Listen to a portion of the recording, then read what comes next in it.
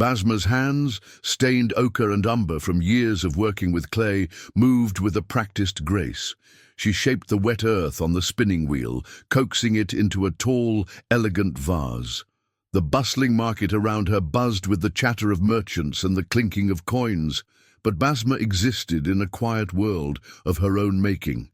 Her stall, overflowing with colourful pots and intricately carved bowls, was a testament to her skill. Yet despite the beauty she created, Basma herself often felt hidden. A long, pale scar traced a path down her left cheek, a constant reminder of the day she saved her younger brother Kadir from a falling kiln. The heat had scorched her skin, leaving a permanent mark. Basma kept her head down, her long dark hair carefully arranged to shield the scar from curious eyes. She rarely spoke to customers, preferring to let her pottery speak for itself. When someone did approach, she would answer their questions with short, polite phrases, never lingering long enough to invite further conversation. Kadir, a bright-eyed boy of 10, often helped at the stall, his cheerful chatter a stark contrast to his sister's quiet demeanour. He would flit among the pottery, rearranging displays and eagerly greeting customers. Sometimes he would catch Basma's eye and offer a reassuring smile. She would return the smile, her heart warming at his innocent affection, but the self-consciousness about her scar never truly faded. It was a barrier she built around herself, a shield against a world that seemed to value outward appearances above all else. The kiln fire had scarred her skin, but it had also forged a quiet strength within her, a resilience that she poured into every piece she created. Prince Yamin, heir to the throne, possessed a keen eye for beauty, but not the kind that dazzled with jewels and silks.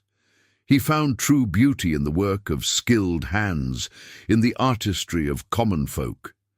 He often visited the bustling market in disguise, a simple tunic and a woven cap concealing his royal identity. He enjoyed the anonymity, the freedom to wander among the stalls and admire the crafts without the pomp and ceremony that usually accompanied his presence. Today his attention was drawn to a quiet stall overflowing with pottery. The pieces were unlike any he had seen before, each one imbued with a unique grace and intricacy. He watched as the potter, a young woman with long dark hair, worked at her wheel, her hands shaping the clay with an almost magical touch. He noticed the way she kept her head down, her hair falling forward to conceal her face. He sensed a shyness, a hidden vulnerability that intrigued him. The annual pottery festival was beginning, and the market square was filling with people. Banners of vibrant colors fluttered in the breeze, and the air was thick with the scent of spices and roasting meats. Lady Shifa, a noblewoman betrothed to Prince Yamin for political reasons, arrived with her entourage. Her elaborate gown and glittering jewels drew the attention of many, but her haughty expression and sharp words revealed a less appealing inner beauty. She surveyed the market stalls with a disdainful eye, her nose wrinkled in disapproval. The stage was set, and Yamin, hidden in the crowd, felt a growing unease. He watched the potter, her quiet stall now overshadowed by Lady Shifa's flamboyant presence. He knew, with a sinking feeling, that a storm was brewing. Basma carefully placed her newest creation, a vase adorned with delicate carvings of jasmine flowers, on the display table. It was her finest work yet, and she hoped it would attract a buyer who appreciated its artistry. Lady Shifa, however, stopped in front of Basma's stall, her eyes scanning the pottery with a critical gaze. "Such simple wares," she declared loudly, her voice dripping with disdain, "hardly fit for a royal household." She picked up the jasmine vase, turning it over in her hands. "And look at this clumsy craftsmanship," she continued, her voice rising. "The lines are uneven, the glaze is blotchy." Her eyes finally settled on Basma, her gaze sharp and cruel. "And the potter herself," she sneered, reaching out and flicking a strand of Basma's hair away from her face to reveal the scar. "Marred and flawed, just like her work." The crowd gasped. Basma recoiled, her hand instinctively flying to her cheek. Shame and humiliation burned within her. Tears pricked at her eyes, but she refused to let them fall. Just as she was about to retreat into the shadows of her stall, a man she had not noticed before stepped forward. He was dressed simply, but his bearing was regal. He took the jasmine vase from Lady Shifa's grasp and placed it gently back on the table. "This vase," he said, his voice calm and clear, "is a work of art. The lines are not uneven. They are expressive. The glaze is not blotchy. It is unique." He then turned to Basma, his eyes meeting hers with a kindness that made her heart flutter. He gently lifted her chin, his fingers brushing against her scar. "This scar," he declared, his voice resonating through the market square, "saved a life. It is a mark of courage, not a flaw. She is the most beautiful woman in the kingdom." He then removed his simple cap, revealing a crown of gold beneath. A collective gasp rippled through the crowd. It was Prince Yamin. Lady Shifa's face paled, her mouth agape in shock. Basma stared at him, speechless, her mind struggling to comprehend what had just happened. The prince, the heir to the throne, had defended her, a simple potter's daughter, against the scorn of a noblewoman. He had called her beautiful. The news of Prince Yamin's actions spread through the palace like wildfire. Whispers filled the corridors, servants gossiping in hushed tones. The prince had publicly praised a commoner, a potter's daughter with a scarred face, and humiliated Lady Shifa, a woman of noble birth, and his betrothed. The courtiers were aghast. Such a blatant disregard for social decorum was unheard of. Some admired Yamin's courage, his willingness to defy convention. Others saw it as a foolish whim, a fleeting infatuation that would soon pass. The queen, a woman of sharp intellect and unwavering ambition, was furious. This incident threatened to disrupt the carefully crafted political alliance she had secured through Yamin's betrothal to Lady Shifa. The king, a man of quieter disposition, was more concerned about his son's happiness, but he too understood the importance of maintaining political stability. Basma, meanwhile, returned to her quiet stall, the prince's words echoing in her ears. She could still feel the warmth of his touch on her chin, the gentle pressure of his fingers against her scar. She had spent so long hiding, ashamed of the mark that marred her face. Now, the prince, the most eligible man in the kingdom, had declared her beautiful. She couldn't believe it. It felt like a dream, a fantastical story spun from clay and wishes. She was afraid to hope, afraid that it was all a cruel trick of fate. What could a prince possibly see in a simple potter like her? Later that evening, a messenger arrived at Basma's stall. He carried a sealed letter bearing the royal crest. With trembling hands, Basma opened the letter. It was an invitation from Prince Yamin, requesting her presence in the palace gardens the following morning. Basma's heart pounded in her chest. She was both terrified and exhilarated. What did the prince want with her?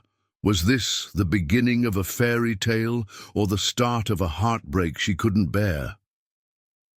Yamin, still disguised in his simple tunic and cap, found himself drawn back to Basma's stall. He would arrive early in the morning, before the market truly awakened, and watch as she prepared for the day. He admired her quiet efficiency, the way her hands moved with such grace and precision. He would purchase a small trinket, a simple clay bird, or a painted tile, just to have an excuse to speak with her. Basma, initially wary, began to relax in his presence. His kind eyes and gentle manner eased her apprehension. He never mentioned the incident with Lady Shifa, but his presence felt like a silent affirmation of his words. He would ask about her pottery, about the techniques she used, and the inspiration behind her designs. Basma, surprised and pleased by his genuine interest, found herself opening up to him. She spoke of her childhood, of growing up in the bustling market, surrounded by the sights and sounds of her father's trade. She told him about Kadir, her mischievous younger brother, and the accident that had left her with the scar.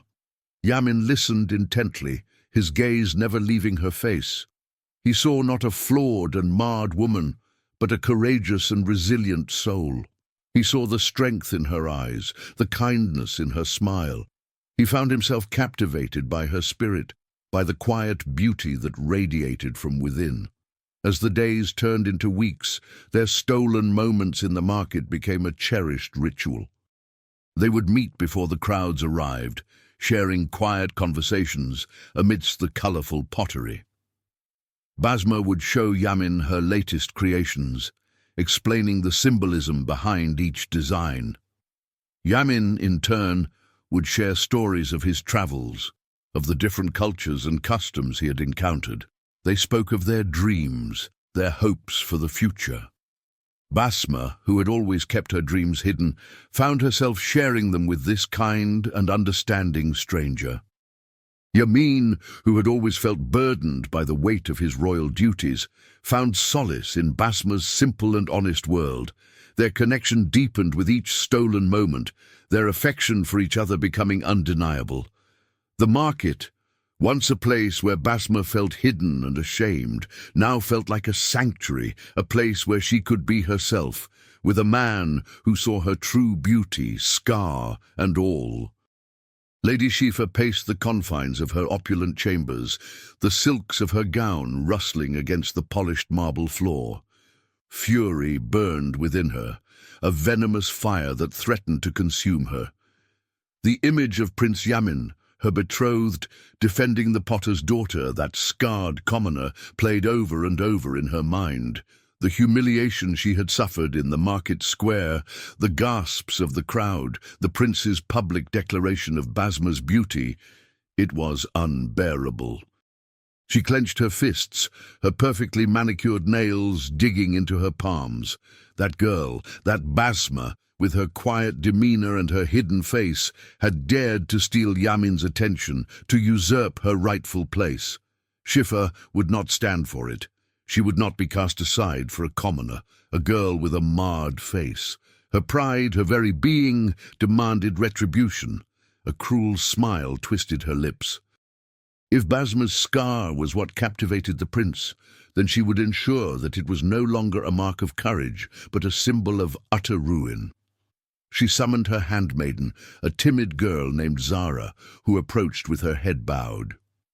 "Zara," Shifa began, her voice laced with venom, "there is a certain ingredient I require. A potent acid, the kind used by jewelers to etch intricate designs." She lowered her voice, her words hissing like a serpent. "I need enough to permanently disfigure." Zara's eyes widened in fear, but she dared not question her mistress. "I understand, my lady," she whispered, her voice trembling. "I will procure it for you." Shifa dismissed the girl with a wave of her hand, her mind already consumed with the image of Basma's face, scarred and ruined beyond repair. She would not be replaced, she would not be forgotten. And Basma, the potter's daughter, would pay the price for daring to capture the prince's eye. Yamin stood before his parents, the king and queen, in the grand throne room. The opulent tapestries and gleaming marble floors seemed to amplify the weight of the words he was about to speak. "Mother, father," he began, his voice steady despite the tremor in his heart, "I must speak to you of a matter of great importance. I have found the woman I wish to marry." The queen's brow furrowed. "And this woman is?" she asked, her voice laced with suspicion. "Her name is Basma," Yamin replied, "the potter's daughter." The king shifted in his throne, his expression unreadable. The queen, however, let out a sharp laugh. "A potter's daughter!" she exclaimed, her voice dripping with disdain. "Yamin, you are the heir to the throne. Your marriage is a matter of state, not a whimsical fancy."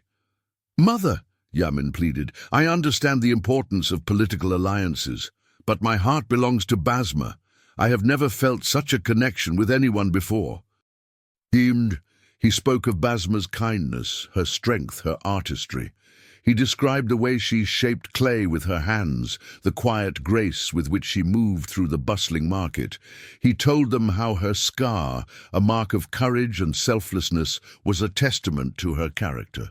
The king listened patiently, his gaze fixed on his son. The queen, however, remained unmoved. Yamin, she said, her voice firm, you are betrothed to Lady Shifa. This alliance is crucial for the stability of the kingdom. Your personal feelings must be set aside for the greater good. Yamin's heart sank. He had hoped his parents would understand, that they would see the depth of his love for Basma, but the queen's words were a clear decree. Duty, it seemed, would prevail over love. I cannot marry Shifa, Yamin said, his voice resolute. I will not be forced into a loveless marriage for political gain. The queen rose from her throne, her eyes blazing. You dare defy me? She asked, her voice dangerously low. Yamin, you are a prince. You have responsibilities, obligations. You cannot simply follow your heart like some lovesick commoner.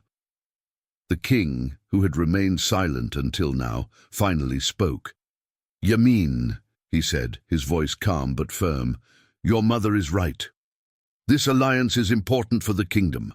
We expect you to honor your betrothal to Lady Shifa.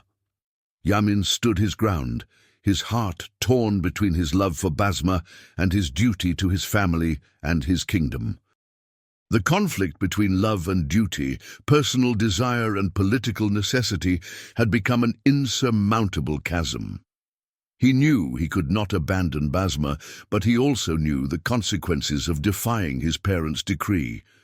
The weight of the crown, the burden of his royal lineage, pressed down upon him, threatening to crush him beneath its weight. Basma watched from a distance as Prince Yamin emerged from the palace, his shoulders slumped, his face etched with weariness.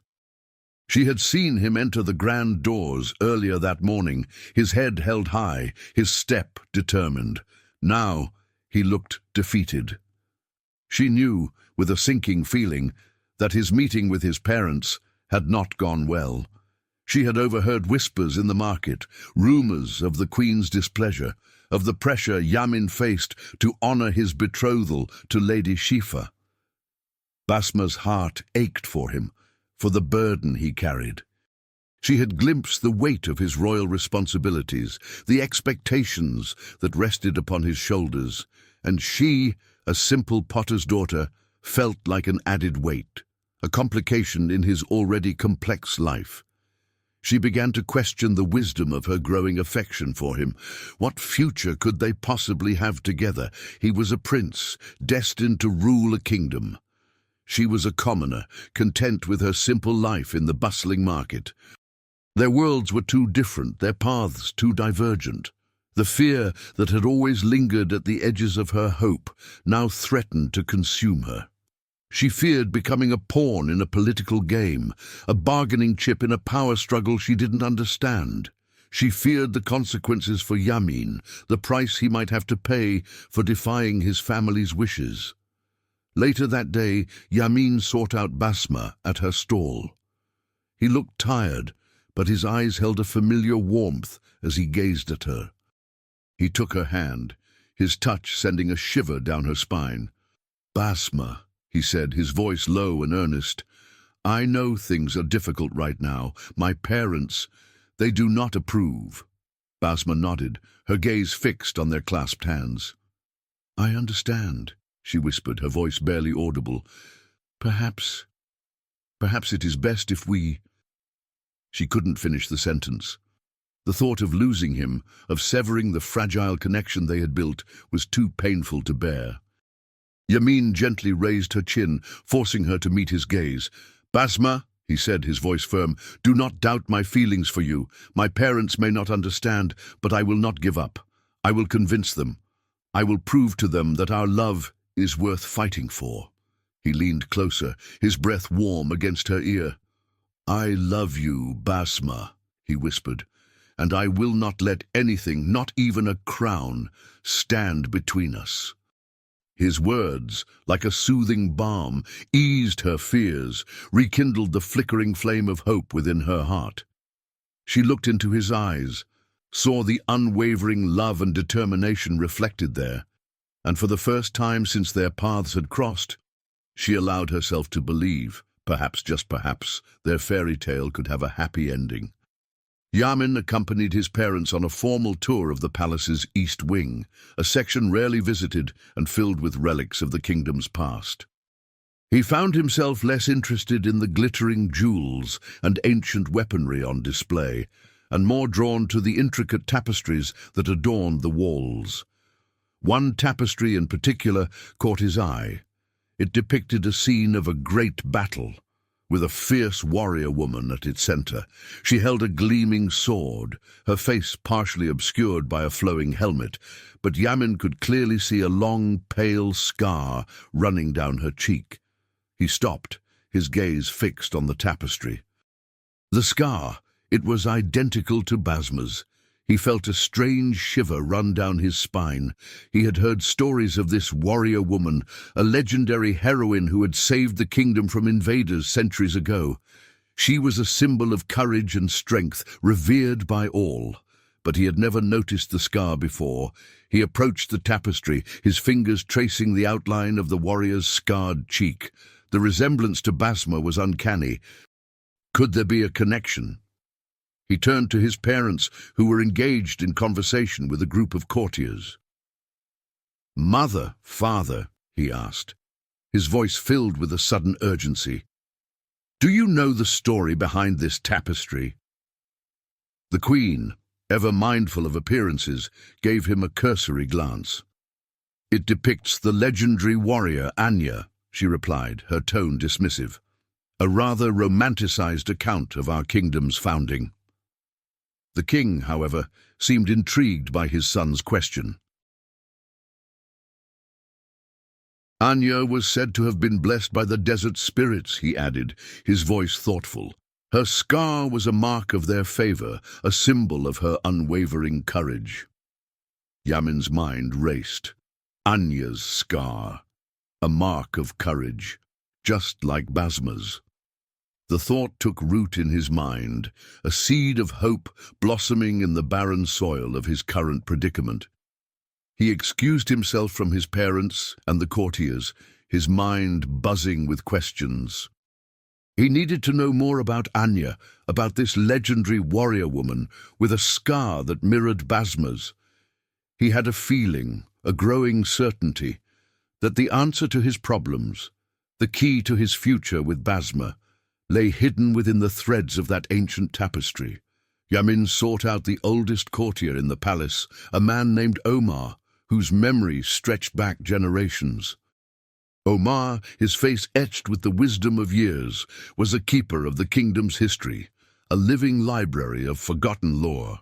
Yamin found him in the palace library, surrounded by stacks of ancient scrolls and dusty tomes. "Master Omar," Yamin began, his voice respectful, "I wish to learn more about the legendary warrior Anya, specifically about the scar she bore on her cheek." Omar looked up from the scroll he was studying, his eyes, though aged, still sharp and intelligent. "Ah, Anya," he said, a faint smile playing on his lips. "A true heroine, a woman of unparalleled bravery." He gestured to a nearby chair. "Sit, Prince Yamin, and I will tell you what I know." Yamin sat down, eager to hear the old courtier's tales. Omar spoke of Anya's courage in battle, of her unwavering loyalty to the kingdom, of the many lives she had saved. He described the battle depicted in the tapestry, a desperate fight against a vastly superior force. Anya, though wounded, had rallied her troops, leading them to a miraculous victory. "The scar she bore," Omar continued, "was earned in that battle. It was a symbol of her resilience, her refusal to surrender, even in the face of death." Yamin listened intently, his mind connecting the threads of the story. Anya's scar, a mark of courage, a symbol of resilience, just like Basma's. He couldn't shake the feeling that there was more to this story, a hidden connection waiting to be revealed. "Master Omar," Yamin asked, his voice hesitant, "do you know anything about Anya's descendants?" Omar stroked his long white beard, his eyes thoughtful. "Anya had no children of her own," he said, "but her sister Ilara carried on her lineage." He paused as if searching his memory for a long-forgotten detail. Ilara's descendants, they were potters, skilled artisans known for their intricate designs and vibrant glazes. Yamin's heart leaped. Potters, just like Basma. "Do you know any of their names?" he asked, his voice barely a whisper. Omar closed his eyes, his brow furrowed in concentration. "There was a woman named Fatima," he said slowly, "a renowned potter, known for her jasmine flower designs." Yamin's breath caught in his throat. Fatima, Basma's grandmother. The pieces of the puzzle clicked into place. Basma was a descendant of Anya, the legendary warrior woman. The scar that she had once hidden in shame was not just a mark of her own courage, but a legacy passed down through generations, a symbol of her family's bravery and resilience. Yamin thanked Omar, his heart filled with a newfound hope. He now had the proof he needed, the evidence that would sway his parents, that would secure his future with Basma. He rushed out of the library, eager to share his discovery, to reveal the hidden history that bound him and Basma together, a thread woven through time, connecting a prince and a potter, a modern love story with the echoes of a legend. Kadir, Basma's younger brother, was playing hide-and-seek amongst the stacked crates behind the market stalls. He crouched low, holding his breath, listening for the calls of his friends. Suddenly, a voice, sharp and cold, cut through the air. It was Lady Shifa, and she was speaking to someone in hushed tones. Kadir peeked through a gap in the crates. His curiosity piqued. He saw Lady Shifa standing with a man he didn't recognize, his face hidden beneath a wide-brimmed hat. She pressed a small pouch into the man's hand, her voice laced with menace. "This is for you," she hissed. "And remember, I want her face ruined permanently." The man nodded, his hand closing tightly around the pouch. "It will be done, my lady," he replied, his voice gruff. "No one will suspect a thing." Lady Shifa gave him a curt nod and disappeared back into the bustling market. The man lingered for a moment, then slipped away through a narrow alleyway. Kadir, his heart pounding in his chest, knew he had witnessed something terrible. He recognized the malice in Lady Shifa's voice, the glint of cruelty in her eyes. He knew, with a chilling certainty, that she was plotting against his sister. He raced back to Basma's stall, his mind racing. He had to warn her, to protect her from whatever Lady Shifa had planned. He found Basma arranging her pottery, her face serene, unaware of the danger that lurked in the shadows. "Basma!" he exclaimed, his voice breathless.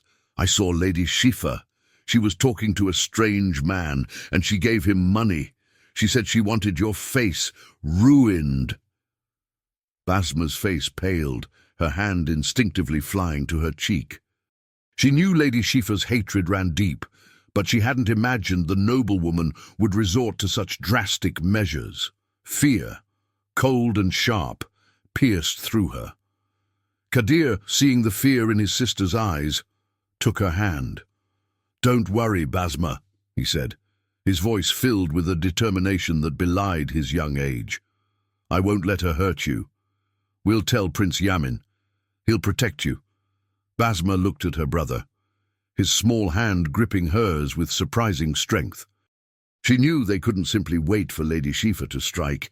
They had to act, to expose her wicked plot before it was too late. "Kadir," she said, her voice firm, You're right. We have to do something. We have to set a trap. Basma, with Kadir's help, devised a plan. She knew the man Lady Schiffer had hired would likely strike when she was alone at her stall. So she decided to give him the opportunity, but not the one he expected.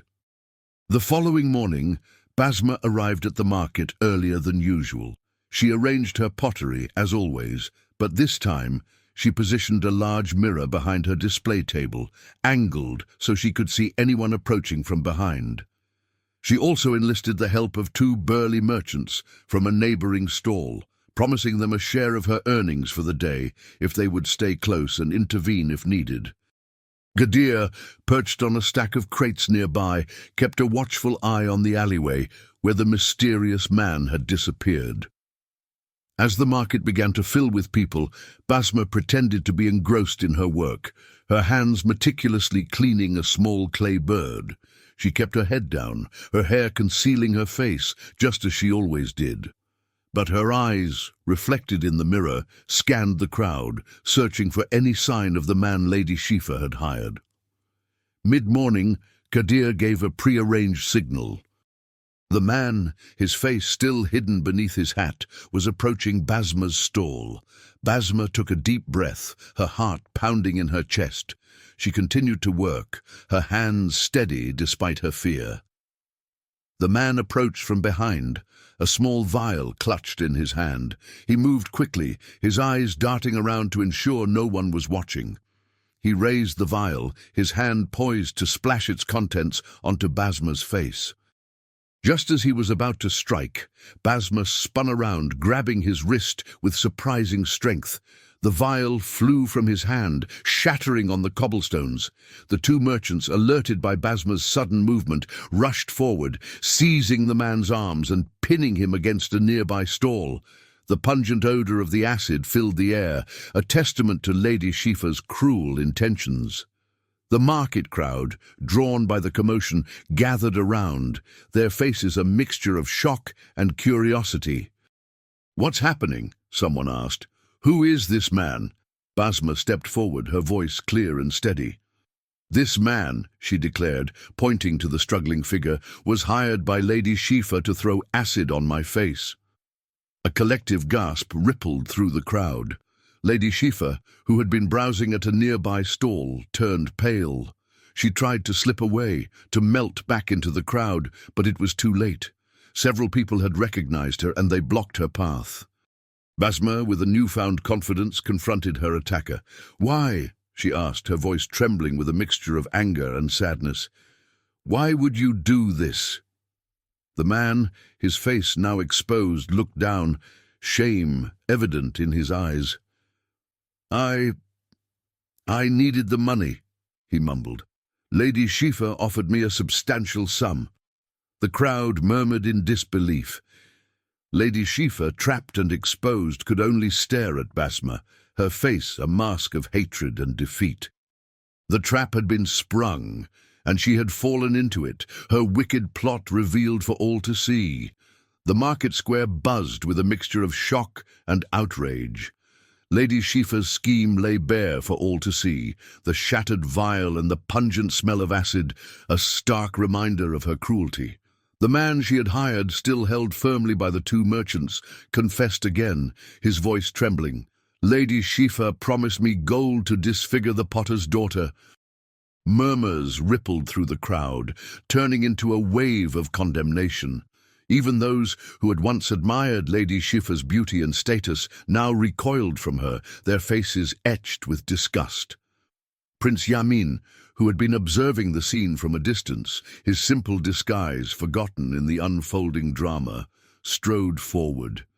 He approached Lady Schiffer, his eyes blazing with anger.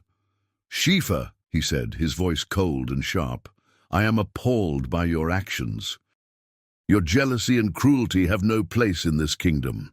Lady Shifa, her face pale and drawn, attempted to defend herself. "It's a lie!" she cried, her voice shrill. "This commoner is trying to frame me. She wants to ruin my reputation." But her words rang hollow in the face of the overwhelming evidence. The man's confession, the shattered vial, the lingering smell of acid. It all pointed to her guilt. Yamin turned to the crowd, his voice regaining its usual warmth and authority. "This woman," he declared, gesturing towards Lady Shifa, "has proven herself to be unworthy of the respect and trust that comes with her position. Her actions are a disgrace to the nobility and an insult to the values of this kingdom." He then turned back to Shifa, his eyes filled with a mixture of sadness and disappointment.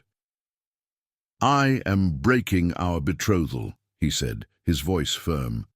"You have shown your true nature, and I will have nothing more to do with you." Lady Shifa's composure finally crumbled.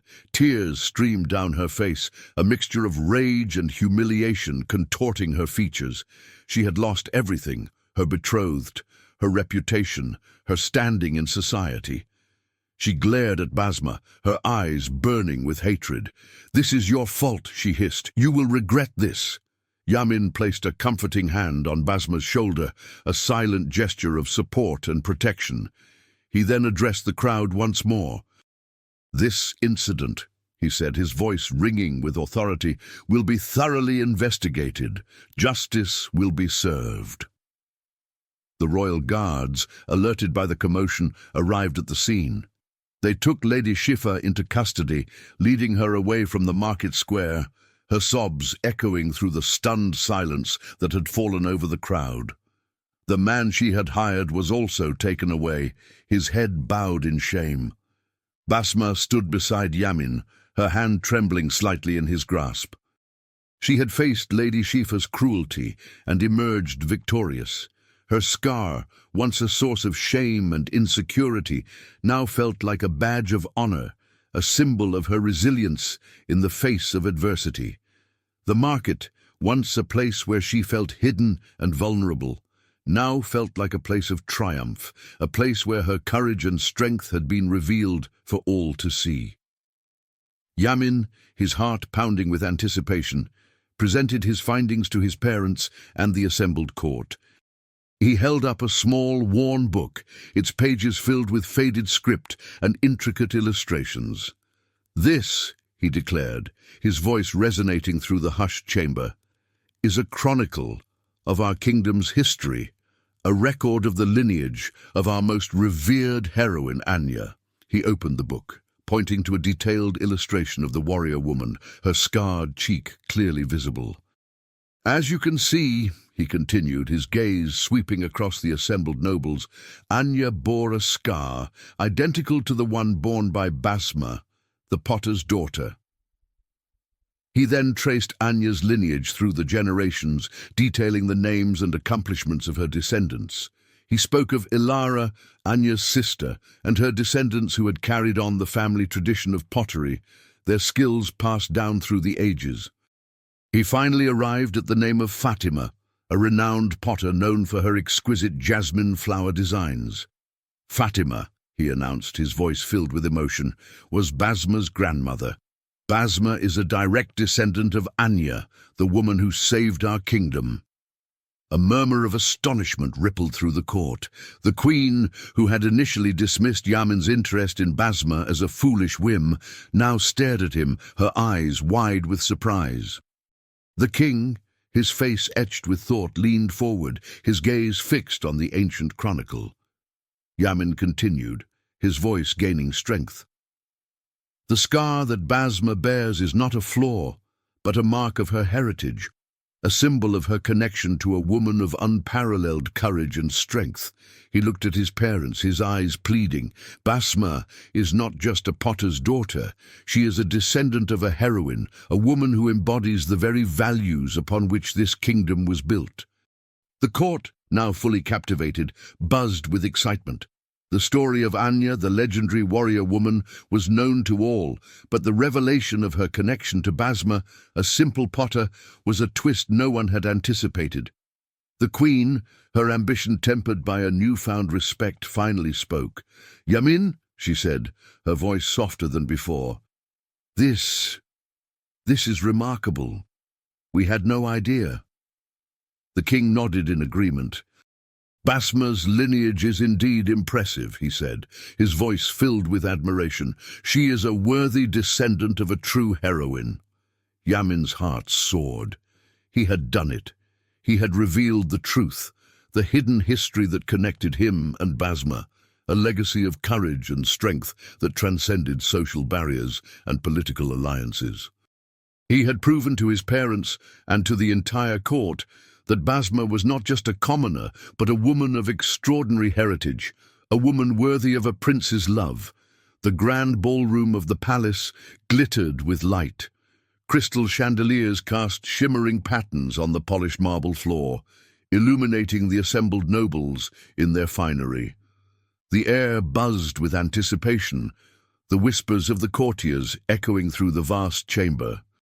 Prince Yamin stood before the assembled court, his hand resting on the hilt of his ceremonial sword. Beside him stood Basma, dressed in a simple yet elegant gown, her dark hair cascading down her back, her scar, once hidden, now visible for all to see. He took a deep breath, his heart pounding in his chest, and addressed the court.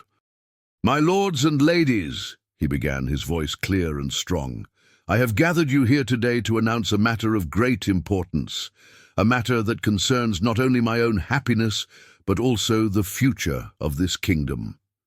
He turned to Basma, his eyes filled with love and admiration. He gently took her hand, raising it for all to see. "This woman," he declared, his voice resonating through the ballroom, "Basma, the potter's daughter, the descendant of our revered heroine Anya, has captured my heart.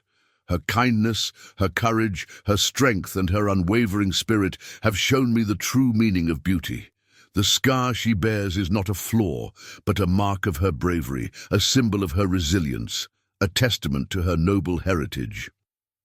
He paused, his gaze sweeping across the assembled faces. He saw not just nobles and courtiers, but the people of his kingdom, the people he was destined to rule.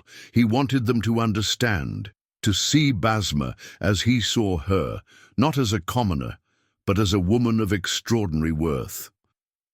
"I have learned," he continued, his voice filled with emotion, "that true beauty lies not in outward appearances, but in the qualities of the heart, in the strength of one's character, in the courage to overcome adversity. Basma embodies all these qualities and more." He then turned back to Basma, his eyes shining with love. "Basma," he said, his voice soft yet firm, "will you do me the honor of becoming my wife? Will you share my life, my crown, my heart?" Basma, her eyes shimmering with tears of joy, nodded. "Yes, Yamin," she whispered, her voice filled with love. 1,000 times yes." A collective gasp of delight rippled through the ballroom.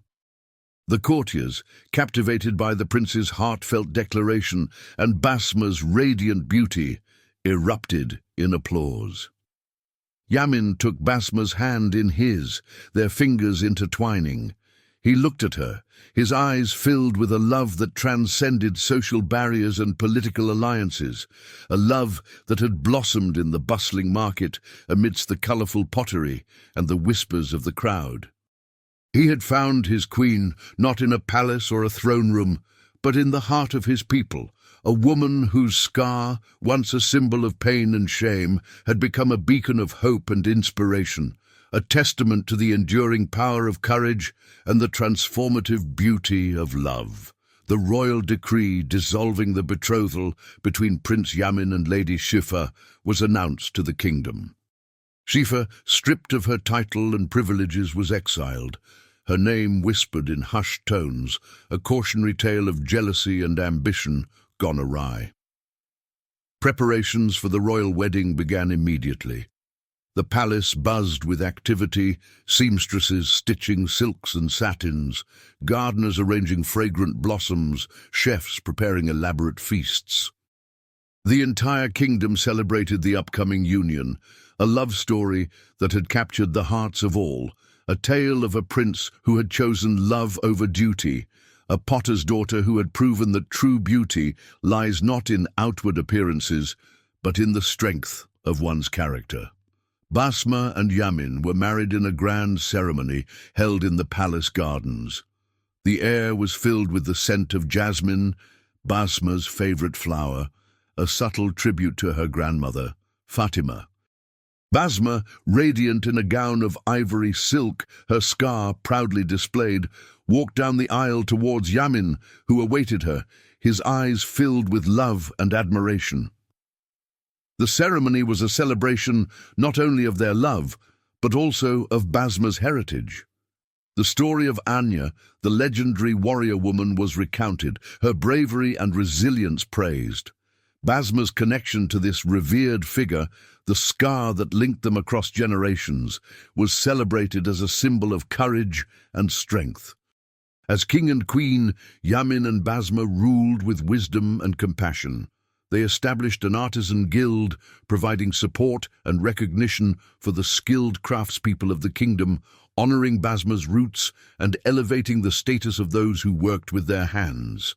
Basma's scar became a fashion motif, painted on pottery and woven into fabrics, a symbol of courage and resilience, a reminder that true beauty comes from within. The young woman who had once hidden her face in shame now walked with her head held high, her scar a mark of pride, a testament to her strength and the love that had transformed her life. From mocked potter to celebrated princess, Basma had become a queen of hearts, proving that beauty is defined not by outward appearances, but by deeds and strength, by the courage to be true to oneself, scar and all. She and Yamin, united in love and purpose, ruled their kingdom with wisdom and compassion, their story a beacon of hope, a reminder that even the most unlikely of fairy tales can have a happy ending.